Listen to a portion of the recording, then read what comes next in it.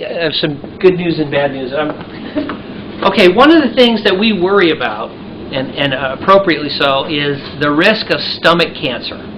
Stomach cancer. The reason is there has been research suggesting that the Billroth-2 loop-type connection that we use in the MGB is associated with an increased risk of stomach cancer. And so if we just stop there, that sounds pretty scary. Pretty scary. Let me mention that there's also research that shows that the sun causes cancer and the cell phones cause brain cancer. So maybe you want a little bit more detail than just there have been a few studies that suggest the Billroth-2 increases the risk of stomach cancer so that you know how to deal with that question. Okay, first of all, stomach cancer as a cancer is one of the few cancers in the whole world that's declining rapidly.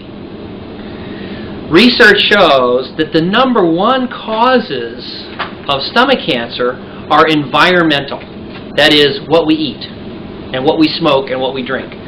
So hundreds of studies, including recent studies from Europe, show that if you smoke cigarettes, if you drink alcohol, if you eat foods that are heavily preserved, that don't use refrigeration for preservative, that those things markedly increase your risk of stomach cancer. And as societies move from primitive, where they don't have refrigeration or electricity, to modern, the risk of stomach cancer plummets. Okay? So the toxins, the poisons in alcohol, cigarettes, and in highly processed, smoked, preserved meats and foods, those things seem to be the big agents that cause stomach cancer. Recent research has said that a big cause of stomach cancer includes a bacteria called Helicobacter pylori. So research is very clear, lots of fresh fruits and vegetables, low risk of stomach cancer. A huge diet that includes lots of processed meats that are smoked or stored like sausages will have a high content of some chemicals called nitrates and nitrosamines. And these nitrates and nitrosamines are thought to be agents that can increase the risk of stomach cancer.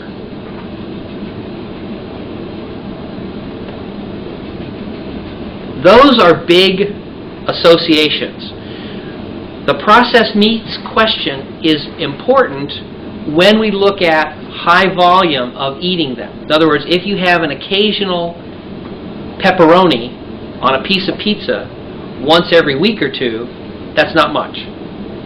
If your diet includes lots of processed meats, then you're going to see a lot of nitrosamines and things like that.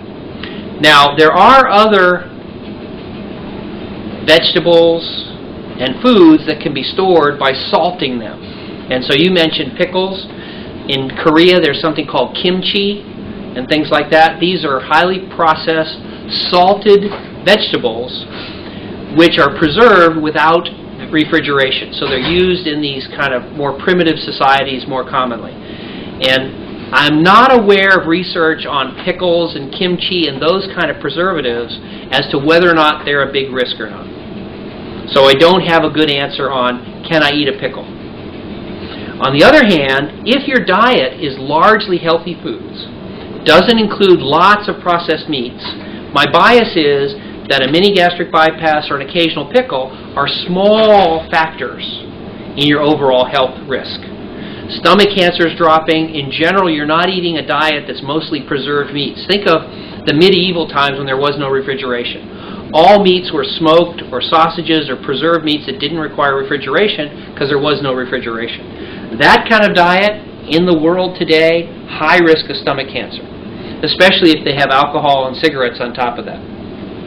An occasional pickle in the midst of an otherwise healthy diet with lots of fresh fruits and vegetables, or, for example, a mini gastric bypass, plus a diet that's high in fresh fruits and vegetables, I think would have an extremely low risk of affecting a person's risk of stomach cancer.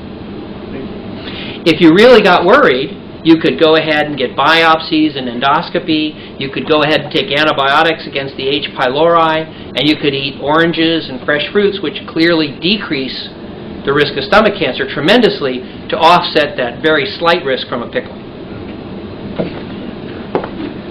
Yes. One quick question about smoking.